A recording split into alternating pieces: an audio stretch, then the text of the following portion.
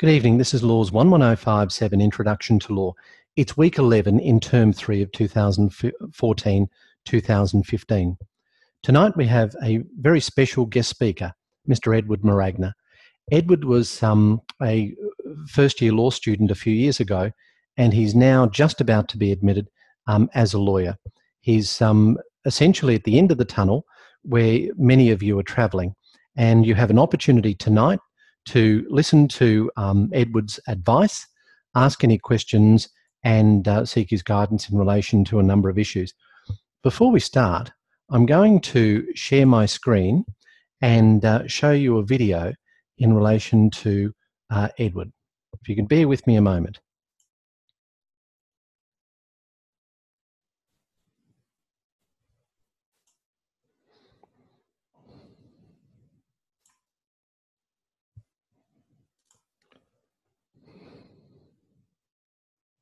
As my job, I managed my family's mixed farming business of sugarcane and pineapples. And a couple of years ago, I decided to broaden my horizons and undertake a law degree. And I found that Seeking University really had a law program that was able to fit around my work commitments and my lifestyle. Well, due to the remoteness of my job sometimes, it's great that I'm able to, at the end of the day's work, get out my laptop computer and jump onto Moodle and see what the other students have been saying for the day. And it's also great that I'm able to listen to lectures wherever I may be over the internet, and also that I'm able to email my lecturers at any time and for them to write back to me at any time. It's not uncommon for me to write an email to a lecturer at 9 o'clock at night and get a reply straight away. So that's really good. Once a month, we all attend the local legal centre where a local solicitor attends to provide free legal advice to clients. And it's fantastic to be a part of something, and it's very inspiring to know that you're being part of something that's very real and with real life people. About 4 or 5 years ago, I decided that I wanted to study law. However, I knew that my lifestyle and my work commitments didn't permit me to attend a university and attend lectures. Seeking University has really opened the door for me, and I'm able to study wherever I want and whenever I want. So anyone thinking about studying distance education, don't let anything hold you back. Take the next step.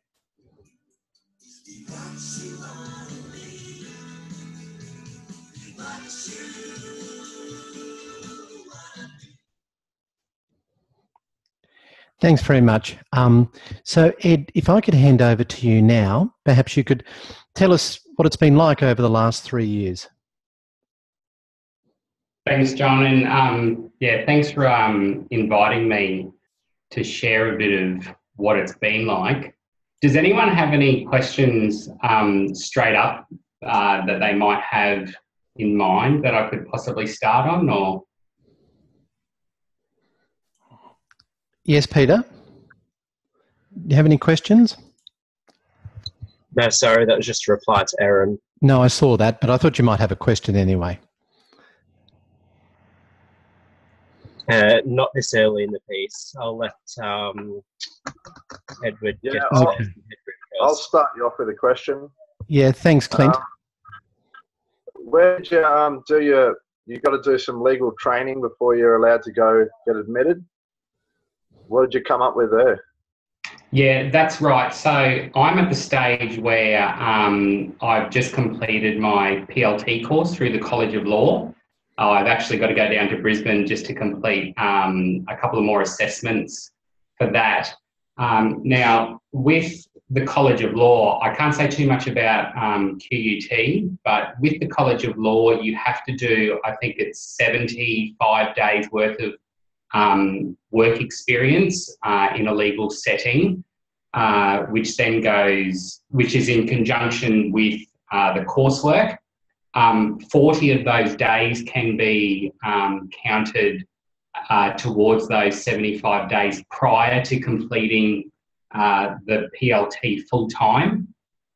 You're not allowed to complete the additional 35 days while you're doing the PLT course full time.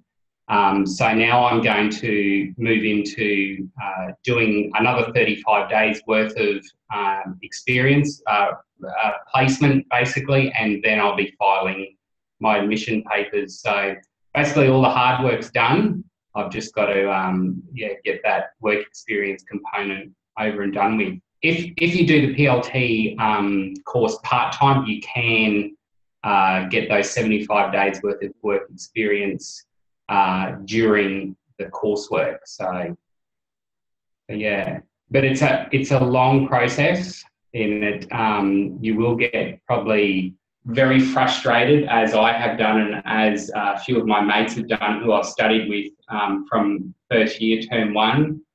You tend to get very frustrated right to the end because it just seems to drag out a lot longer than what you think it needs to. But yeah, if you just be patient and you just sort of keep thinking that, well, I've spent the last 3 years doing this, so, you know, a couple more weeks or a couple more months isn't really going to matter. And there is a reason why it does drag out. I mean, I think it sorts out a lot of the driftwood from the pack, and I think only the cream of the crop ends up getting through in the very end. So, but yeah, but look, it's very different. I remember sitting there like you guys 3 years ago and feeling very excited and daunted. And look, it's the uni degree changes you so much, the way that they've structured it. You don't take yourself so seriously by the end of it. You understand that it is a huge learning curve and that there is just so much law out there that there is no possible way that you're going to ever come to grips with it all. And I think the best thing that you will be taught, and if you can get this in your head, if you can learn how to find out what the law is, as opposed to remembering what the law is, you'll go a long way, and it definitely, yeah, it does help with your assessments and things like that as well. But probably the most important thing that I can tell you about what you have to do for your uni degree if you want to make it run smoothly is to know when your assignments are due and to know when your exams are on. I don't know how many times I've been caught out, or my mates have been caught out because they just didn't know that an assignment was due. So the very first thing that I do at the start of the term is I send the lecturer an email saying, look, can you please confirm when the assessments are due, when they'll be released, when the grades will be returned. And the second most important thing that I do is I work out how the lecturer likes to be communicated with. Some of them like going on the forums. They're on the forums every day. Some of them barely go on the forums. And you think they're being rude, but they're not. It's just the fact that they prefer to, communicate once a week via Zoom, or they prefer to communicate by email or something like that. So it's probably the second thing I do, I've always done, is flicked an email off to the lecturer, asking them, look, if I've got questions throughout the course, how can I get in touch with you? And I've had lecturers who, I can email them at 11 o'clock at night and you'll get an email back because they understand that it's, all external and people do work and things like that. So, yeah, apart from those three things, yeah, they're probably the three most important things. And also printing out your weekly module notes, even if you don't read them, or even if you don't think you're going to use them or something like that, print them out, because I can't tell you how many times I've been doing a particular subject. Actually, I was only doing an assessment for professional responsibility for the PLT course. And there was an issue that I had to address regarding a solicitor having a relationship with a client. And I actually went back a couple of years to one of the subjects that I did with Professor Colburn, where we spoke about that issue in a Zoom session, and I actually ended up finding the answer there. So print your notes out. They are really helpful and things like that. So, you're not listening to anything. Sorry, but yeah, is there any questions or anything like that? Yeah, I have a question for you, Edward. Yeah. During the course of your law degree, did you attain any employment in a law firm, or even if it was part-time, during the 3 or 4 years of your law degree? I did. After, when I first started the law degree, John was actually, in those days, I'm not sure if they have them anymore, but a university tutor, basically, and a group of 4 or 5 of us, young kids, would rock up to his office on a Friday afternoon, and we would sit down with John sometimes for a couple of hours, much to his dismay, probably. And we would ask him every question under the sun about assignments and just about what it was like. And then I was fortunate enough, probably about 12 months later, to actually have the opportunity to work with John. So I worked with John for about 14 months. And look, it is beyond anything the most rewarding thing that you could do during your law degree. It opens up such a huge realm of things that you get to experience. And so many times I was helping John on a matter, and I would remember something that I'd learnt in the previous subject, and I'd quite proudly dig up the notes and look through a textbook for 2 hours only to find out that John had already known that all along. So, but look, it is fun. It's a great opportunity.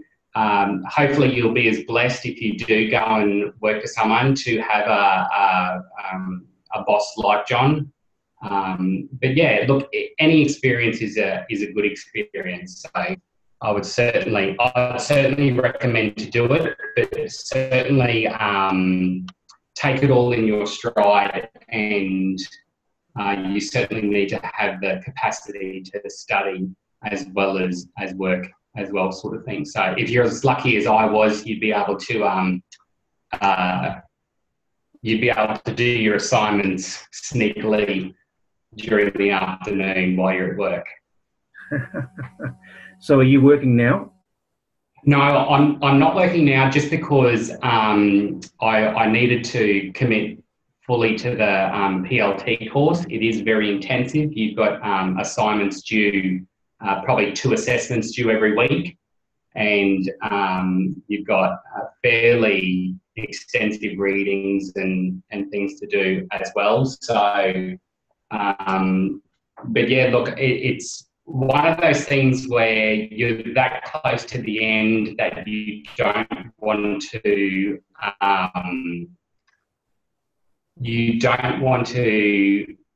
put your second when there and do the work and make some good connections and things like that. So yeah, but as soon as next week's over, as soon as I complete those couple of assessments, I'll be back out there, looking for a bit more work experience and things like that.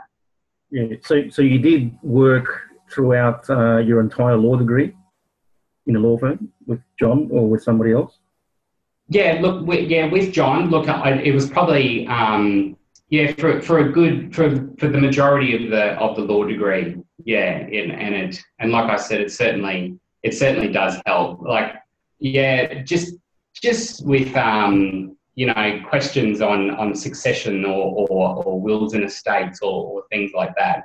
It's great to be able to go and talk to a solicitor and ask them a question, and but don't ever expect to get a 1-sentence answer from a solicitor. They'll sit you down for an hour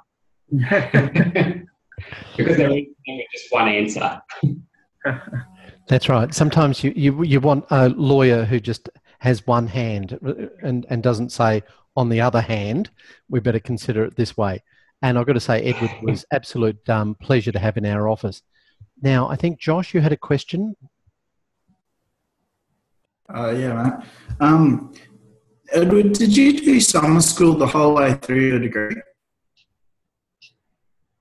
Yeah, look, I did.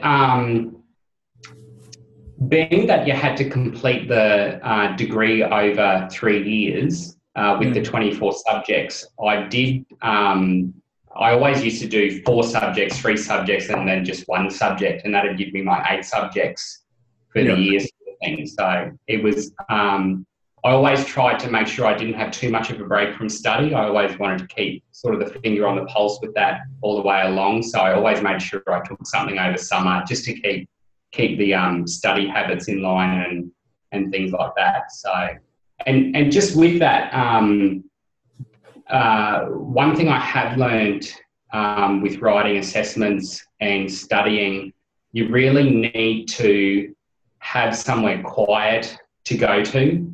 I'm to the point now where there has to be absolute silence when I study.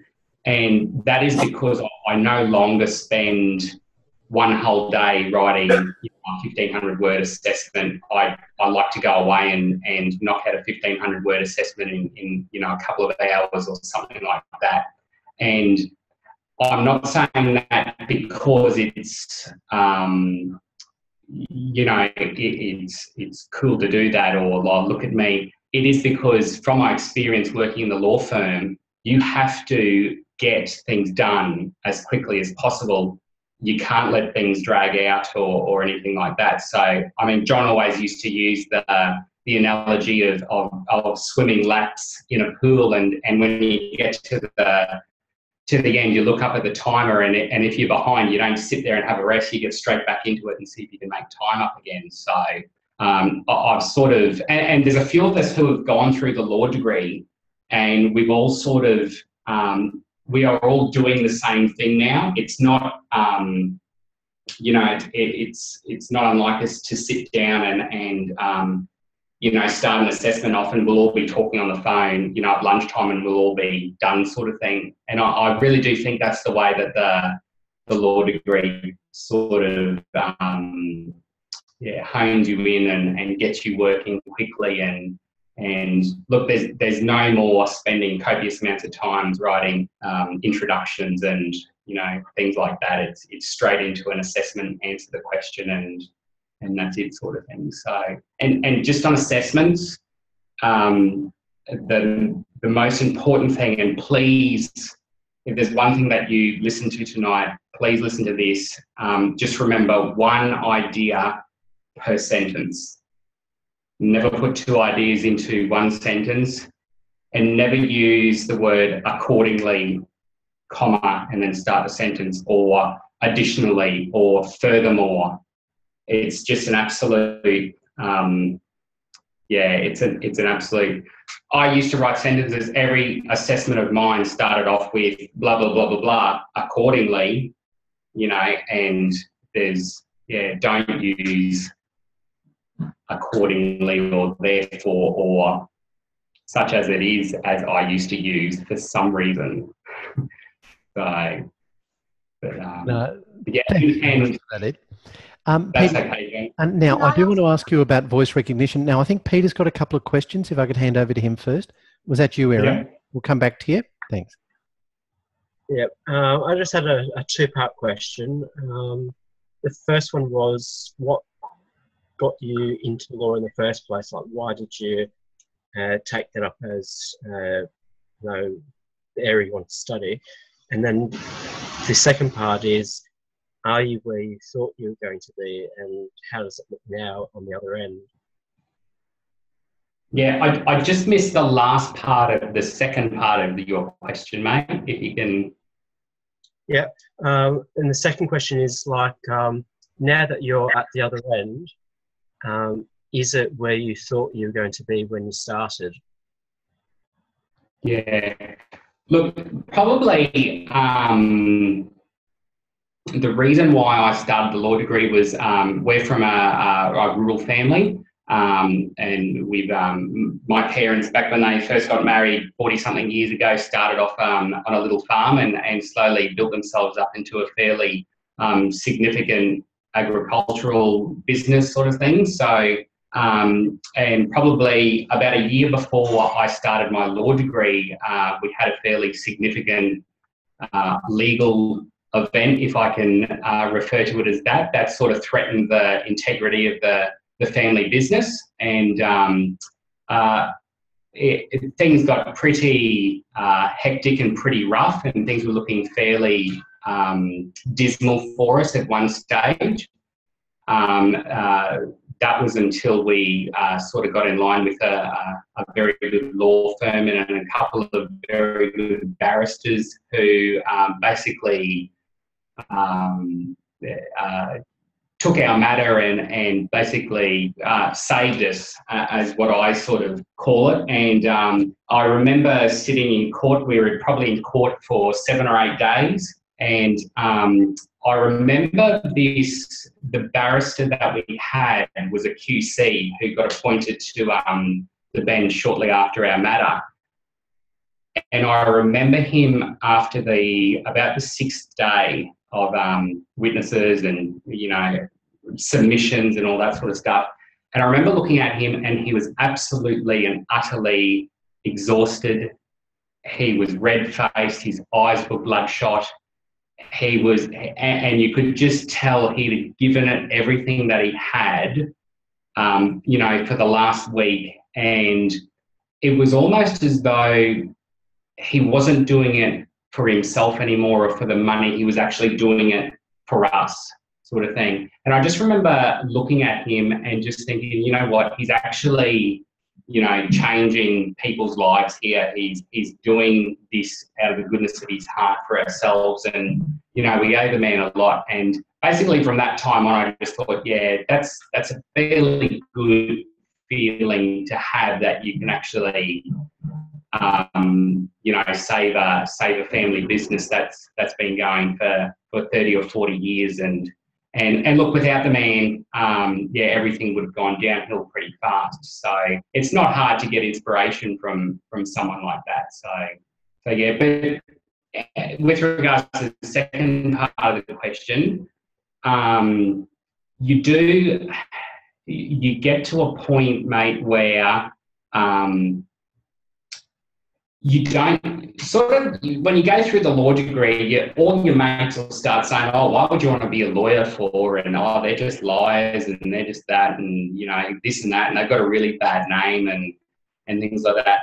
You get to the point, mate, where you have spent so much time with listening to your lecturers and with lawyers and things like that, you very quickly forget about all those people that sort of badger the reputation of them or anything like that. And it's very, look, I guess the best thing is now I can go and write an assessment piece. I can get a question to something and I can just go and write it and be happy with the result or what I've written. And when I was at your stage, you just can't do anything. Like, you know, the whole idea of referencing such a daunting task. I think I went out and bought the guide to legal citation or something like 4 times because I kept losing it, sort of thing. So, you know, you do get to a point, mate, it's hard to explain, but you do get to a point where you just feel very good about yourself, like you've achieved a hell of a lot, sort of thing. So, if I can just sneak one more in, what area did you end up specialising in? When do you mean while I was working, or? Well, I suppose while you were working, and more so, where do you think you'll be once you're admitted? Yeah, look, when I was working with John, I was very fortunate to keep, well, I don't know if I was given them, I used to just take them. I was very fortunate to work on all of the estate files, or most of the estate files of the office, and I really enjoy working on estates. You work with some really nice people. You're dealing with executors, and they're going through a time usually where they've just lost a loved one or something like that, and everything seems overwhelming for them, and you're the person that comes in and sorts everything out for them. I really enjoyed it, actually, and I was very fortunate. I got very good at getting a grant of probate, which if any of you work in a law firm later on, it's a fairly significant feat if you can get a grant of probate without a requisition or something like that. I think my record was 6 weeks maybe, but yeah, if you can get a grant of probate in 6 weeks, you're doing very well. So, but I also did enjoy criminal law matters. John used to let me go down and instruct counsel in the district court. And if you ever get the opportunity to do that, or even just go and sit in and listen to a few matters down at district court, it's well worth your while as well. You get to get a bit of a taste of what some of the barristers are like, and you know, you have to deal with your client yourself. You have to deal with, you know, the prosecutors, and yeah, it's all very fun, and yeah, but you have to be lucky enough to get a boss where they just throw the files at you and send you up down to court, sort of thing. So, but yeah, it's pretty good. But where to go to from now, I don't know what I want to specialise in. I guess like I'm still interested in succession and estates and criminal law stuff. So, but look, I'm sure everything has its interesting bits, that's for sure. Thanks, Ed. Great questions, Peter. And I can say that my partner, Leslie Powell, and I had a great deal of admiration for Ed's work. So we thank him for all those excellent jobs that he did for us. Now, Erin, you've got a question for us? Yes, Edward. I was just wondering, when you worked in the law firms, did you find it was very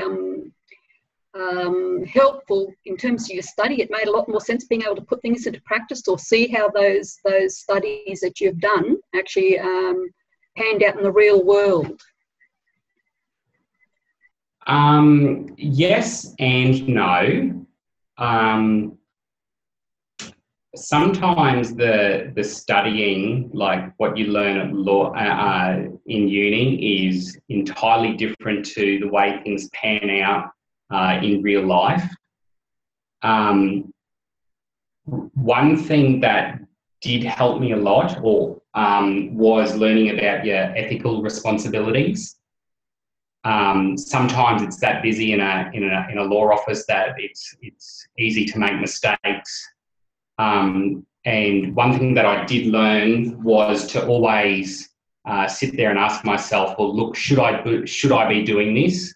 And unless you can answer yes 100% straight away, don't do it, and go and get a bit of advice, or go and ask someone up higher about what you should be doing. And I did make some mistakes along the way. Luckily, I had people like John to come around and fix them all up for me later on. So, but yeah, look, it is different. One thing that I did. You're going to be doing a course, a subject, jurisprudence, and when you first started off, you're going to think that it's the biggest waste of time in the world. And I remember talking to a few of my mates and saying exactly the same thing. And when we actually got to the end of it, you actually get this underlying sense of, you know, what it's all about and why we're actually doing law and things like that. There's this really underlying notion, if I could call it that you've sort of got to get in touch with before you can, move on and start doing all the nitty-gritty stuff. So once you know why you're there and what's right from wrong, it all pans out in the end. So, but that's not to say I never opened a textbook. Like, I was always going to the textbooks and looking up answers and things like that. So, thank you. Thanks very much, Ed. I've got one question, and that is whether you're still using voice recognition software, and if you have any comments to make about advantages or disadvantages of that software for the students. Yeah, so I use Dragon Dictation. I think it's the professional version or something like that. I've used it since I started uni and used it at work also. It's very good in the sense that not only does it let you do your assessments a lot quicker, but it teaches you to speak very clearly, which is something that is very important when you get down to court or when you're talking to clients and things like that. The first time that you ever have to interview a client is going to be absolutely petrifying, and you will be surprised how many times you say and ah and feel like a complete fool because you don't know what you haven't done that before. You haven't actually sat down and interviewed someone or something like that. So, but look, I use voice recognition all the time for emails. I have the Bluetooth headset so I can walk around and talk to it. It's not unlike me to stand up and do an assessment and have 2 or 3 textbooks that I'm reading out of. And you have to be a little bit careful with it. You have to train it. It doesn't recognise the difference between the word for and the number 4, for example. But if you do work it properly, like I've got mine now where I can insert references and things like that and everything into it. So I would certainly suggest to go and get your voice recognition software and use it, that's for sure. Great. Thanks, Ed. And I recommend the use of the software because it does help you with your advocacy skills as well. Not only is it a matter of speaking clearly when you're using the voice recognition software, but you do need to collect your thoughts before you start to speak, and that's excellent training as well. So thank you very much, Ed. Now, I'm not sure if there are any other questions, and I think Ed is happy to join us for the rest of the session. Is that right, Ed? Really appreciate it. Can I just ask you one other thing, Edward? Yeah. Surely when you're working in law firms, some of the areas that we probably don't cover, if at all, would be the procedure, the day-to-day things of how to make applications in courts and all the paperwork that goes with it. That would have been fairly invaluable, wouldn't have it? Yeah. Look, you will do civil procedure at some point, and if you're lucky enough to get Professor Colburn, he'll certainly show you how to write a proper statement of claim up, being that he wrote the textbook and all. So yeah, and you'll also do a lot of your procedure work during your PLTs as well. So I've just done quite a few assessments, doing up statements of claims and notice of intentions to defend and things like that. So, thanks, Ed. Good question, Erin. And I can assure you that when you're studying, say, civil procedure with Professor Colburn, it will have a practical aspect. And from time to time, I'm fortunate enough to be called upon to work with Professor Colburn in terms of some of the assessment for that civil procedure subject. So I'm sure that you'll find there's a great practical aspect. And that's one of the advantages, I think, of Central Queensland University. As good as my education was in the 70s at University of Queensland, it was very highly theoretically based. So when I came out of 7 years of law school, I was unable to undertake probate work. I couldn't do a conveyance. I really had no ability to be an advocate in a simple court proceeding from the outset. So you do want to try and emphasise that practical aspect as you study, and you will get that opportunity to do so. Okay. Can I just say one more thing, John? Yes, please. Yeah. Look, just a couple of more things as well. Don't take yourself too seriously when you're studying.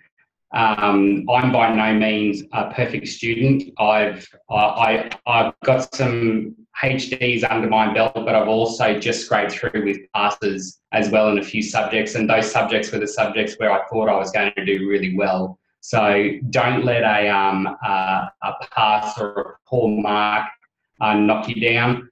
I've done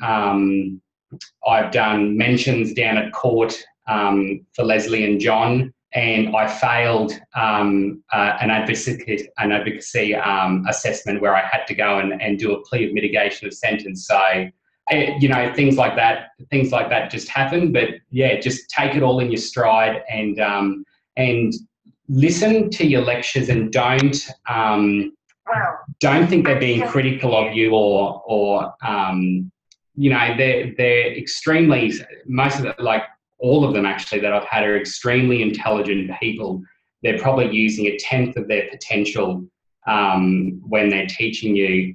When they give you a critical feedback, there's a reason why they're giving you critical feedback. And I've never met a lecturer that wanted me to fail a subject, put it that way. So. Okay, thanks, Ed. There are a couple of other questions. Maria was asking why it's not advisable to use words like furthermore, accordingly, additionally, etc. Are you able to expand on that, Ed? Just because they're a waste of time. Usually, if you're going to write a sentence and say additionally, well, of course it's in addition to what you just said. There's no need to write additionally. You know, if you're going to make a statement and then say accordingly, of course it's going to accord to what you've just said previously. And the reason why I stopped using it, and the reason why you know, the people who I studied with and things like that stopped reading it as well. If you read your assessments out loud, which is something that I always do when I'm doing the final draft, I always read out loud. And when you say a sentence and then say accordingly, it just doesn't flow, and you're going to get some lecturers further down in your course that are going to talk about syntax and things like that, about how your assessments flow. And yeah, you're going to start getting pulled up on things like that. And this is where I came up with this is what I said about the one idea per sentence rule. If you can do that, and it's not an easy thing to do, if you can do that, it feels uncomfortable writing short sentences, but if you can do that and read them out loud, you'll get a lot better at things, that's for sure. Great, thank you very much, Ed. Now, what we might do is, firstly, thank Ed for his contribution, invite him to stay on, really appreciate it, Ed. And if there are any questions as we proceed further, please feel free to interrupt or put it on the chat facility. And as indicated, my partner Leslie Powell and I have had a great admiration for Ed, and we're very proud that we've contributed in some way, perhaps, and we'll watch his career very closely. Now, what we want to do is talk about a few issues tonight. The first is dealing with courtroom ethics. I did ask all of you to please have a look at the excellent video which features our then guest, Judge Morzone QC. At the time that I recorded that with His Honour, he was not called to the bench, but that occurred shortly after the video. So it's an excellent presentation, and it's one that I think you should all carefully look at. And I've got to say, Edward put me onto that in the first instance, and I then had the pleasure of interacting with Judge Morzone QC at some length last year. So while you're reading his commentary, while you're watching his video, if you haven't already done so, I've given you a number of questions that I want you to ask yourself. And these things are all examinable. I do want you to think about your role as a communicator. What's important? How do you go about doing this well? What are the things that you can do to prepare to ensure that your that your role as a communicator is an effective one? So some of the questions I've written are, while you're preparing, think about you as a communicator. Have your skills improved as a result of studying this course? Are you more effective in your written and oral communications than you were before you started? Think about what has been successful for you and whether you can implement this in the future. it's very important that you think about what you want to achieve at the end of the day and then work backwards. And that's something which I've indicated to you as a theme throughout this course. And it's important to think about the end result and then cater for the way to get there. All right, are there any questions about that general topic of communication or courtroom ethics? Is there anything that anyone wants to add which might be of interest or benefit to the class? I've watched probably half of that so far. That's all I've had time to watch. But I had one question and also just like an observation. I noticed Dean was talking about one of the important things is that as lawyers that we don't diminish public confidence. And he referred to examples of the justices and chief justices. But I was just wondering, does law reform have any impact on that? Oh, absolutely. Law reform does have a huge impact. And one profession that you might want to consider is working in law reform commissions, both at a state level and a federal level. If you're fortunate enough to have that opportunity, it provides you with an excellent way of voicing social justice concerns. I guess your question also touches upon issues of judicial activism, Peter, and certainly there is that aspect that might be considered as well. Now, I will pick you up on one thing, and that is, while it would have been, I think, perfectly acceptable for you to refer to His Honour as Dean when he was a QC, that is certainly not something that you wish to do now that he has been elevated to the bench. So you'll note carefully that I have referred to Judge Morzone as Judge or His Honour, and I wouldn't presume to call him by his first name in any context. I can say that I think there are maybe a handful of judges who've invited me to address them by their first name in a social setting, but you would never presume it. So a little different with magistrates. Magistrates are a little more relaxed, but I would still refer to them by their surname unless invited otherwise to do so. So I'm sorry to pick you up on that one, Peter, but I think it's an important issue to ensure that we cater for in down the track. All right. That's good. Thank you, John. And the other one, which was the real question, is he mentioned when in court that you occasionally get sidebar remarks from usually the opposition, I think he was referring to. Has that become more of a problem as he was implying, or has that declined? Look, I think it's always been there. The microphones in courtrooms now are extremely sensitive, and you have to be extremely careful about any comments that you make. Note also that if you walk into a courtroom now, there will be a large digital clock which is facing directly at you. And if you see that running, it means that it's all being recorded.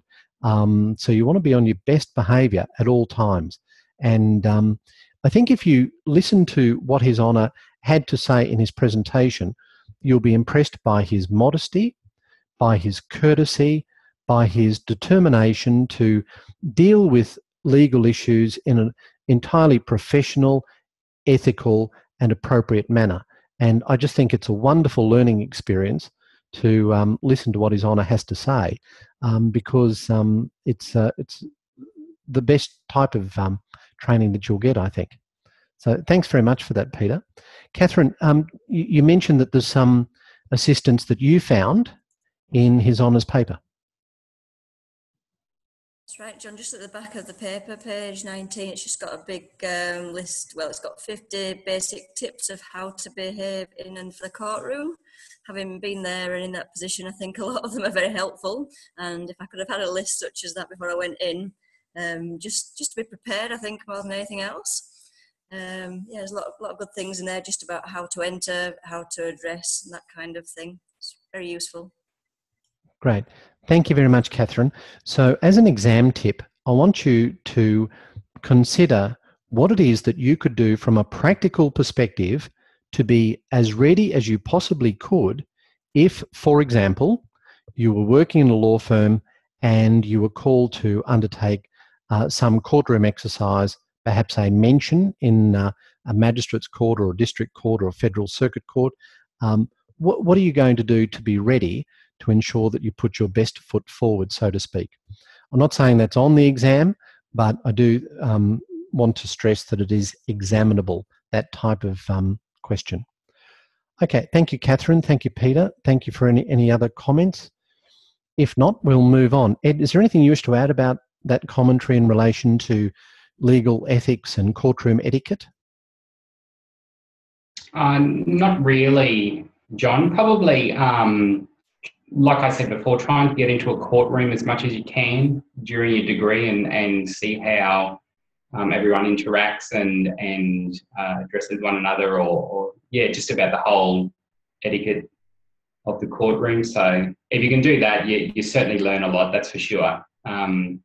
Probably my biggest thing that I learned was don't take chewing gum into work, into the courtroom, and certainly don't refer to a district court judge as mate when you announce your appearance, that's for sure. No, you certainly wouldn't want to do that. Make sure that your phones are off or on silent. Make sure your sunglasses aren't perched on top of your head. Make sure that your tie is on. And I think we addressed on this before, if you're in a superior court setting, you must wear a coat. And there's the one occasion that I recall where a particular judge said to an advocate, "I can't hear you," which prompted the advocate to speak more loudly. And despite how loudly the advocate was speaking, the judge continued to say, "I can't hear you." So that was because he forgot the coat in that instance. So one thing you might want to consider is this. If you're going into work in a law firm, armed with that knowledge of what I've just said, are you going to make sure you have a coat at work at all times? It's just a practical issue, but it's important. Otherwise, you won't be able to be heard in the courtroom setting. So thank you very much for that, Ed. Checklist, says Erin. Great. You'll have to think about what you're going to put on that checklist. All right. You understand about priority, the order in which people address the court. Depends on seniority. I think we've touched on that. The more senior the practitioner, then they will go first. So the more senior practitioners will go first. Remember we had that exercise of trying to find out who was barrister number 100 in the list.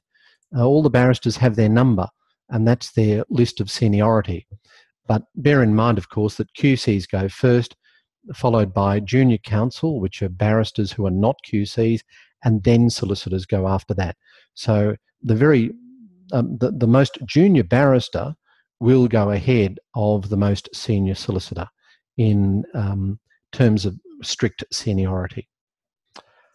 Okay, let's move on. John, can I just ask a question? Yes, Erin. Is one able to still do their study through the barristers board, or if they call it that anymore, rather than go into a uni? What I know some years ago, you could actually study through the bar board. That's a very good question. You're right. Certainly many barristers were admitted by doing all of their study, as I recall, through the bar board or the bar association. Ed, you might be able to correct me on this, but I don't believe that that's possible any longer. There may be some studies which can be done at the tail end of the degree, but I don't think you can be admitted as a barrister purely by studies through the bar board. But I stand to be corrected on that point. All right. Look, last week we talked about brainstorming exercises. We talked about holistic legal advice. The fact that when a person comes to you seeking legal advice, you need to think outside the box, so to speak. There are many ways that people might be in a position to resolve their issue. Going to court, seeking what we call formal redress for damages or some other formal order, may not necessarily be the best way to resolve the issue.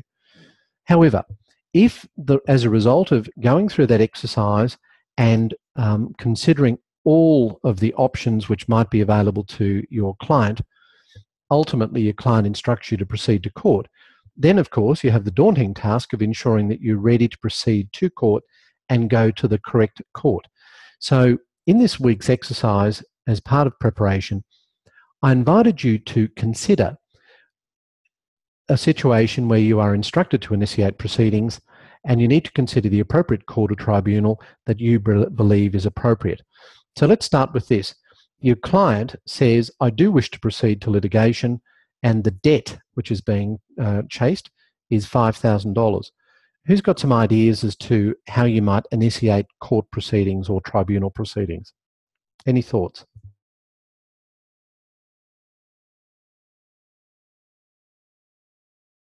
There's a small claims tribunal run through QCAT, and you'd send a letter first to try and get your money back. I'll say yes and no, Clint. We don't have the small claims tribunal in existence as such anymore, but you are right.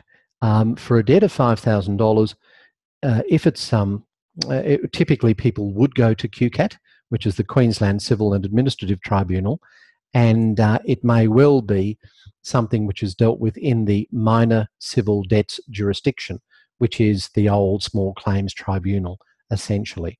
So yes, small claims tribunal, but it's known as another body now, and it's not run through the magistrates court as was previously the case.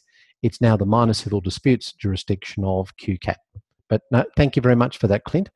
Now, we've got a few answers coming through online. Small claims tribunal, QCAT, small claims. QCAT if less than $25,000, says Peter. Thank you very much. QCAT has different dollar thresholds for different matters, says Vicky. And that's entirely correct.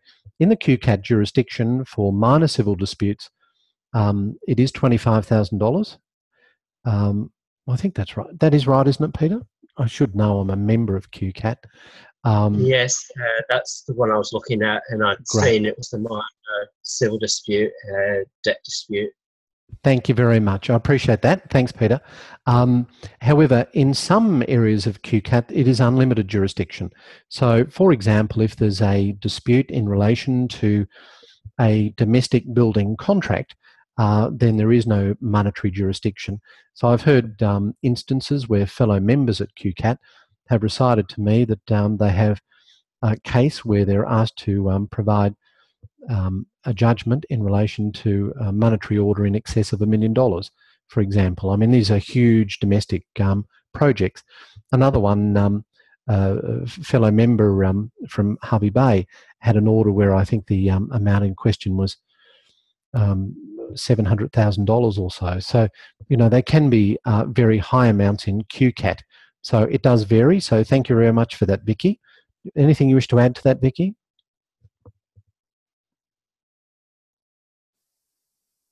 I just had a quick look at the website today, and I remember reading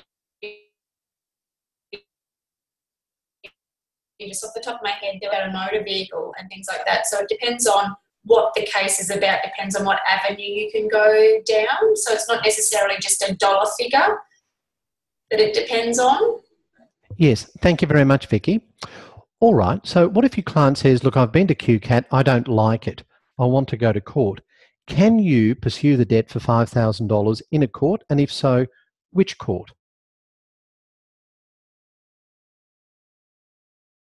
So we've talked about QCAT. Can you pursue the $5,000 debt in a court? I think you can, but I think you have to go down the avenue of QCAT first, possibly, and then be the MAG court if it did proceed. Thanks, Vicky. We're getting some votes coming through online. Magistrate, says Catherine. District on appeal, says Josh. Mediation first. Yes, Jenny. Magistrates court, civil court jurisdiction. So what we've done is we've assumed, last week we did the brainstorming and we said, look, there are many alternatives to litigation, such as mediation. But what we're doing is we're taking the scenario now where the client has considered those options and said, no, I want to go to court. And more specifically, I don't want to go to the tribunal, I want to actually go to a court. So the consensus is magistrates court, and if you're not satisfied of the decision in the magistrates court, then you may well have rights of appeal, which would go through to the district court. Now, Ed, is there anything you wish to add to any of that? Have we still got Ed here? Yes, he's still there. All right. So Magistrates Court. What are the implications as far as costs are concerned? And what do I mean by costs?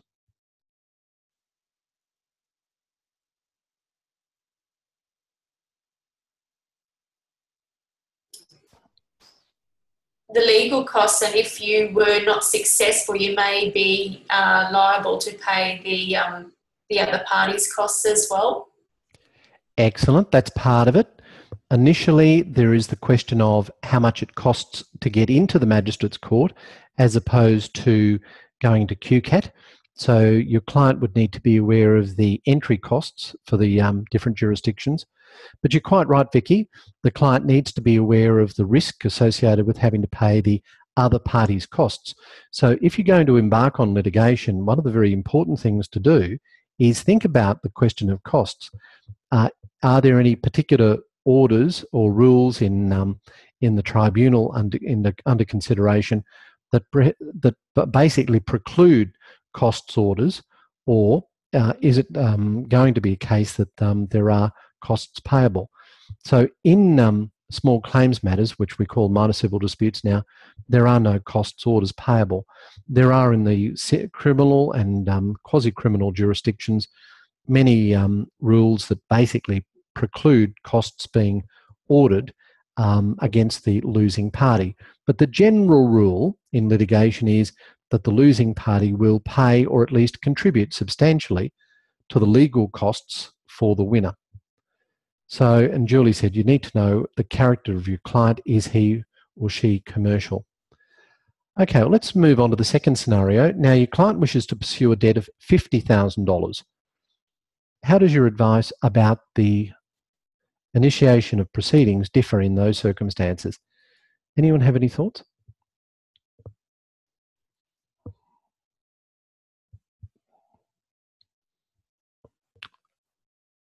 Mag Court, if mediation not successful, says Vicky. Any other thoughts? Claim and statement of claim, says Julie. Yes, that's the procedural documents to initiate the proceedings. Court, agreed, says Peter. All right, so the consensus is we go to the Magistrates Court and we may need to issue proceedings pursuant to a claim and statement of claim. All right, any other thoughts in relation to that? Let's move on then. And feel free to jump in if you wish, Ed. Your client wants to sue as a result of a faulty refrigerator worth $2,000. Which court or tribunal do you proceed? Where do you go for that? John, yes, Steve? Yeah, you can go through QCAT, but initially, if you can't resolve the matter with the company or the person you bought it from, you can actually take up this matter with the Department of Fair Trading. No, fair enough. That's true. That's all essentially part of that brainstorming exercise from last week, but you're absolutely correct. And you need to be mindful of all those things. All right, so we'll move on. Office of Fair Trading, says Clint as well. Your client wants to sue as a result of a faulty motor vehicle worth $30,000. Where do you go for that? Any thoughts? Magistrates Court for this one, and similar to the last problem, you'd do it under the Australian consumer law. Yes, I'd agree. You'd certainly plead the Australian consumer law. I think you might also plead contract, breach of contract, and I would go to the Magistrates Court. So again, if you go to the Magistrates Court, the District Court or Supreme Court, you need to be mindful of the question of costs, getting into the court, and then the risk of paying the other side's cost if you lose. What about suing in an anti-discrimination matter? Where would you go for that? Any thoughts? I would have thought the Supreme Court for that. Possibly. Anyone else? Any thoughts? The Anti-Discrimination Commission. Yes, Vicky. Yes. Okay. So we've got, thank you, Steve. Same answer from Peter and Vicky. So the point of this exercise is that you need to be very mindful of the fact that there are a lot of options available to a client in relation to a dispute at the outset. Let's call it that brainstorming exercise. There might be 20 different ways to deal with the issue. If then your client says, no, I do wish to litigate, I do wish to take this matter to court, and that's what they'll say to court, you then have to think about what is the appropriate jurisdiction to have this argument in. And it's not necessarily strictly going to be based on the amount of money involved. All right, are there any questions?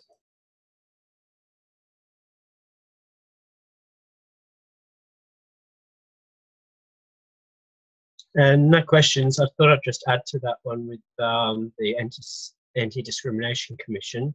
QCAT website also mentioned that you can go to the Australian Human Rights Commission and the Fair Work Commission, as well as other alternatives. Thank you very much, Peter. And many of these things on appeal are ultimately heard in QCAT as well. Thank you. Okay, well, I think we're just about ready to wrap it up. I am looking for any final questions or comments that anyone wishes to make. I know it's been a lengthy session. I thank you for your patience. It's been, from my perspective, a very absorbing question. I was delighted that Ed joined us tonight, and I hope that you've received some inspiration and some guidance from his words, because I remember very clearly when he was at your stage, and it wasn't that long ago. So I do thank Ed for attending, and I thank all of you for your attendance tonight as well. Are there any final closing questions or comments? All right, well, we might end the recording at this stage. Thank you. Now, I've stopped the recording. Does anyone have any comments or questions off camera, so to speak? Yeah, John, I've been looking at the previous law exams in the two areas I'm studying anyway, and there's a few questions in there I wouldn't mind. I have put them online, but I think everyone's sort of busy doing their last bits of catch-up and whatever else. So perhaps that's the best forum for that to be raised, I think, if anyone can have a look sometime. Okay. Thanks, Erin. We'll have a look at that collectively. Any other questions or comments? Okay. Well, we might end the meeting now. Thank you all. We'll speak to you during the week. And thanks, Ed. Lovely to work with you again and catch up. Okay. All the best. I'll end the meeting. Thank you. See you later then. Bye. See you, John. Thanks, Ed. Bye. Thanks, Ed.